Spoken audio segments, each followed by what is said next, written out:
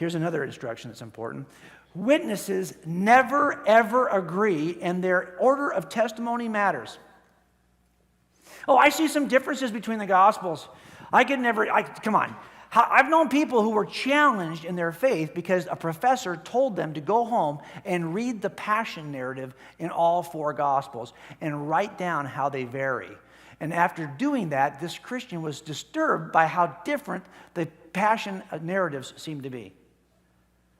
That never bothered me when I first read this stuff, because I know that witnesses never agree. That's why the first thing I ask when I get called out in the middle of the night is really simple. The first thing I ask the dispatcher is, are officers still on the scene? Yep, they are. Okay, great. Have them separate the eyewitnesses. Why do I ask for that? That's the only thing I ask for. I don't ask for anything else. Because I know if you don't separate those eyewitnesses, when I get there, they'll have talked to each other, and they will give me the same story 4 times. I do not want the same story. That's not what real eyewitnesses sound like. I want you to hold on to your differences.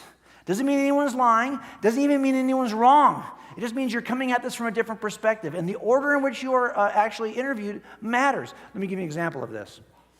Let's say I've got a robbery. The first witness I talk to gives me this description of the robber. He wore a white t-shirt and jeans. His hair was short. He yelled a lot. Okay, can you see here what she's doing? She's really trying to answer 3 key questions. What was he wearing? What did he look like? And what did he say? So he's got a white t-shirt and jeans. His hair is short. He yelled a lot. Now, the next person comes along, and I've separated my witnesses so they can't hear what each other is saying. That's good. And sure enough, the second witness I interview says something slightly different. T-shirt's the same, but now he's got jeans. His hair was blonde. That's new. And he demanded money.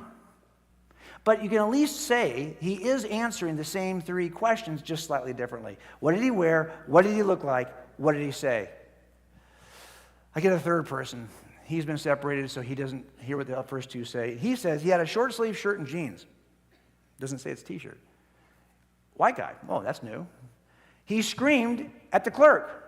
Slightly different, but he at least is answering the same 3 questions. What did he wear? What did he look like? What did he say? Now, you see in the shadows here, there's another guy.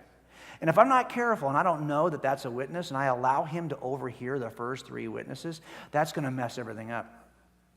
So now he's heard what the first 3 said. Now he identifies himself as a witness. Really? Why didn't someone separate this guy? Why didn't somebody identify him? Okay, come on over. Tell me what do you know? And he now offers something somewhat different. Having heard the first 3, he now comes over, and here's what his statement is. He says, he's a regular customer. Really? That's Afterwards, he ran out to a white van. What? The first 3 were answering these questions. What did he wear? What did he look like? What did he say? And this one now comes up with these 2 kinds of questions. Well, who was he, and what did he do afterward? Why is he doing that?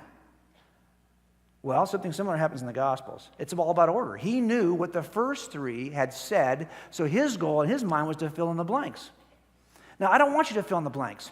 Pretend like you didn't hear them. Just go back and start at the beginning and give me the whole thing from the beginning. But if you don't stop somebody to have him do that, he will just fill in the blanks. Now, let's go, for example, to the Gospels.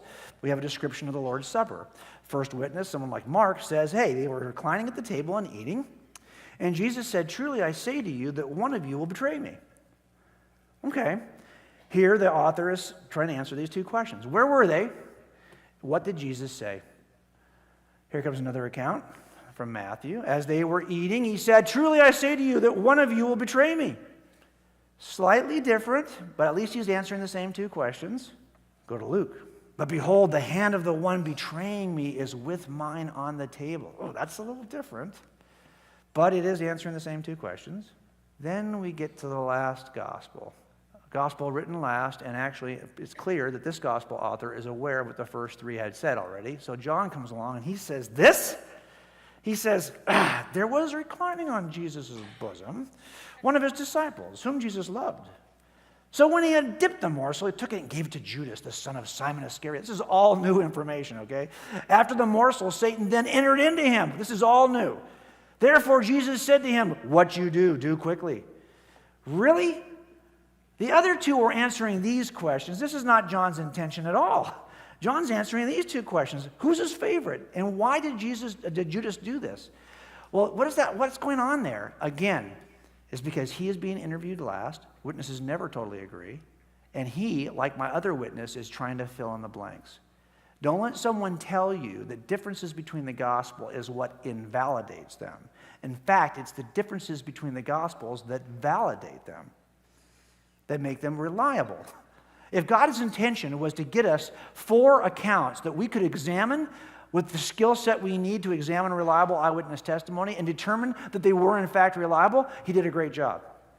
Because that's what we have. How do I know, even if it's written early, that over the years it wasn't corrupted? That the earliest documents are simply Jesus as a simple teacher, simple Jewish rabbi, and then history turns him into a legend where all of a sudden he's the living Son of God who rose from the dead.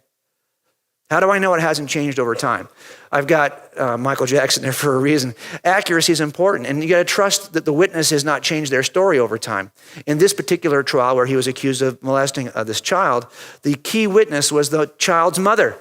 And unfortunately, she had in the past tried to defraud J.C. Penney. When that came to light, that she might have tried to say a lie in the past to make money from J.C. Penney, they looked at that and they said, well, gosh, if she wins this case against Michael Jackson, she's surely going to sue for it. So maybe she's doing the same thing here. So it is important to determine whether or not people have changed their story over time. That's a part of what we do in testing reliability of eyewitnesses. I think that's fair. Have anybody ever said this to you? You can't trust the gospel writers because, man, they don't even agree with each other. These gospel writers are so ridiculous. How many angels are at the tomb? How many women ran to the tomb? What's it say over Jesus' cross? You got 4 versions, and no version matches any other version. If there's these kinds of contradictions, why should you trust any of the gospels? That's what I used to say for years. Until you start working cases and talking to witnesses. I had a case one time where I was about a little less than an hour away from the crime scene, and it was rainy that night. And we had a murder, and the patrol officers were the first to respond. They call out the homicide team. I had to get a suit on, put a suit on, I get out to the scene. And now it's about 50 minutes behind the crime. And for those 50 minutes, not to let the witnesses get wet, they put all 3 witnesses in the back of a patrol car. And they sat together in the back of the patrol car by themselves for 50 minutes. Now, why are you laughing? Because you know that's a problem, right? Why is that a problem? Yeah, they're going to talk to each other, and if nothing else, they're going to say, oh, really? I didn't think it happened that way. I thought, okay, maybe you're right. And so before long, I get one uniform story 3 times. That's not what I want. I want 3 beautifully messy, seemingly contradictory things that I have to work out. Because I'll figure out why they seem to be contradictory. That's my job. I'm going to figure out what perspective, physical perspective, emotional perspective, history perspective, what is it about this witness that causes them to see it a certain way? She's going to catch some details but miss others completely. And you're going to think, how in the world could that have even happened that way? But this guy's going to catch the other details, and together those puzzle is going to be a beautiful, robust story about what actually happened. But I need to have all the messy pieces in order to put the puzzle together. I don't want one piece that maybe I can't even trust. So just know this. When you're working cases like this, and you have more than one eyewitness to any event, I used to do a thing with my youth group where I would just have them in the group, and I would have somebody come in and assault me and run out. I would ask them details about the assaulter, the assailant, and nothing would ever match. Because this is always the case. Witnesses never, ever, ever, ever agree on every detail. That's okay. That's a good thing. We should praise God for that, because if they agreed on every detail, what would you say? They're lying. They've colluded somehow to make the story up. So don't be surprised this is the case with the Gospels. Of course this is the case with the Gospels. You know, the earliest Christians could have erased those differences. They didn't. Could have made it a lot easier for all of us. It could have said, 1,000 years from now, someone's going to doubt this thing. Let's just change that one little detail. Didn't happen. Because that's what we do with eyewitness accounts. They are naturally messy. Now, let me ask you a question. How do I know that in the time between the life of Jesus and the council, somebody, though, didn't change a significant fact about Jesus? We have a similar problem when we do criminal cases. At the crime scene, and we eventually have to go to court. And sometimes it's 32 years, 33 years between one thing and the other. I'll put a casing in the crime scene. See, I just put it there. I'll put the same casing in the court scene. There it is. See it? Bullet casing.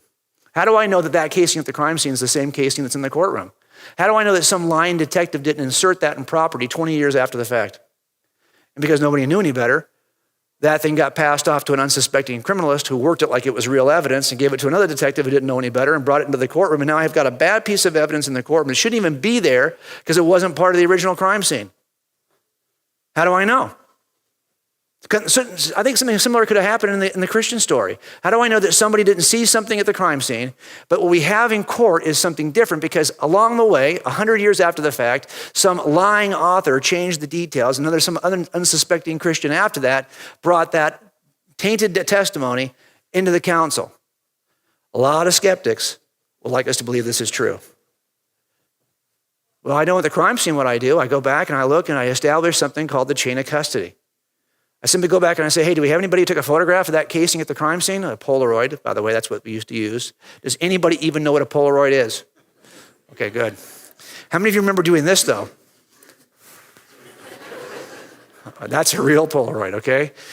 You have to actually take dip the little thing. Remember that? You have to put the formula on it so it would develop.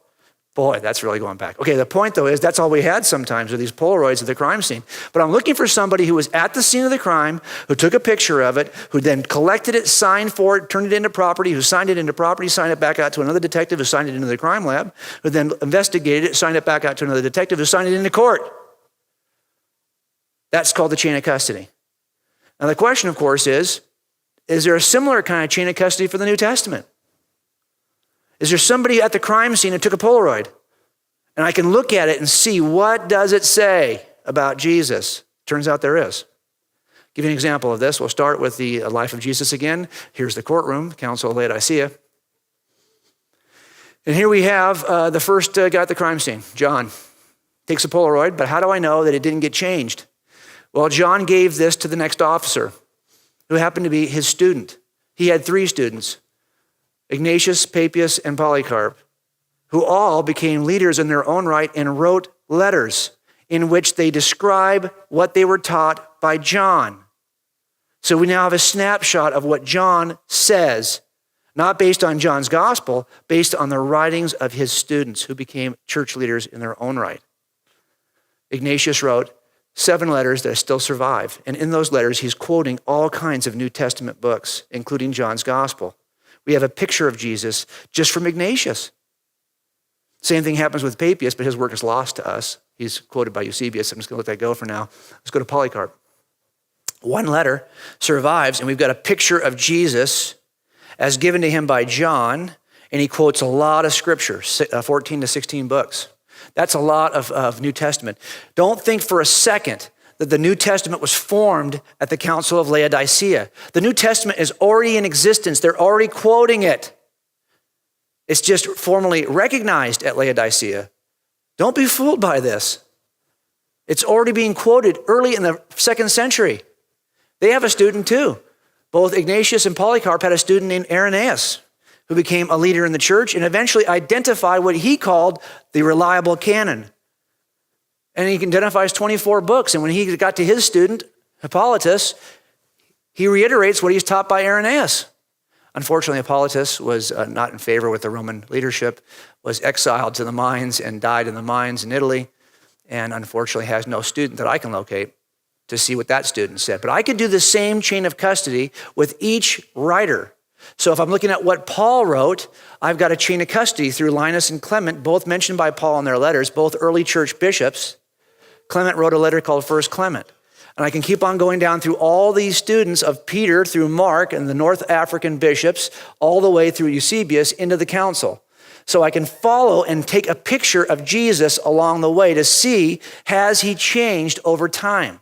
Or is the Jesus we know the same Jesus that was described in the very earliest years? Here's what I find out. If I didn't have the writing of these 3 guys, Peter, John, and Paul, and all I had was the writing of their students, what would Jesus look like? He, unfortunately for Bart Ehrman and other skeptics, he'd be the same Jesus we know today, the miracle worker, the called himself God who rose from the dead. That's the Jesus that skeptics hate.